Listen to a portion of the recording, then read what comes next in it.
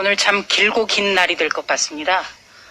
며칠 전 법사위에서 바로 이런 말도 안 되는 이런 일이 있었는데요. 오늘 본회의장에서도 이런 비슷한 일이 있을 것 같아서 여기 계신 언론인 여러분 그리고 국민 여러분 이 장면부터 잊지 마시라고 준비를 해봤습니다.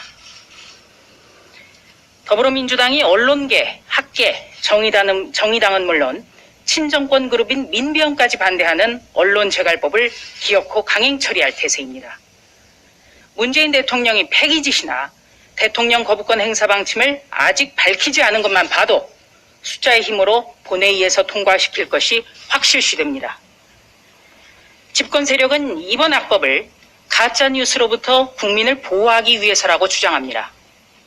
그러나 미확인 가짜뉴스, 아니면 말고식 가짜뉴스를 만들어내고 끊임없이 가짜뉴스를 통해 혹세무민을 시도해온 것은 지금의 집권 세력입니다. 지난 4월 서울시장 보궐선거 때 여권의 장외 총수 김어준은 자신이 진행하는 뉴스 공작에 익명의 제보자 5명을 출연시켜 생떼탕을 끓여댔습니다. 조국 전 법무부 장관의 딸을 방송에 불러 표창장을 위조한 적 없다는 가짜뉴스를 퍼뜨린 것도 김어준이었습니다.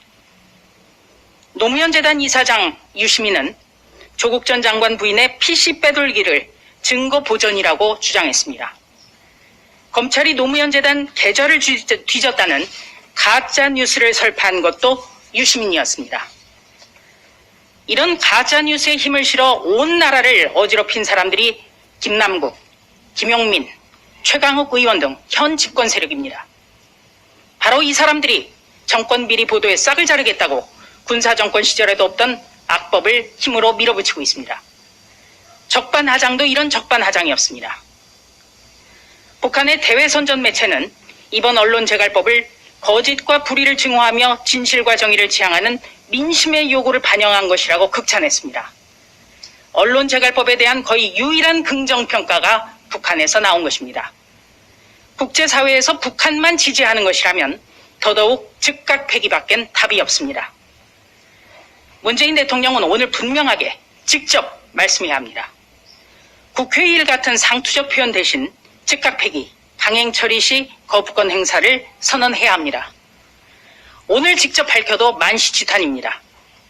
만약 문 대통령이 오늘 또 침묵으로 버틴다면 퇴임 후 불리한 의혹, 언론 보도 자체를 덮어버리기 위해 여당 이중대와 짜고 치는 눈속임으로밖에 간주할 수 없습니다.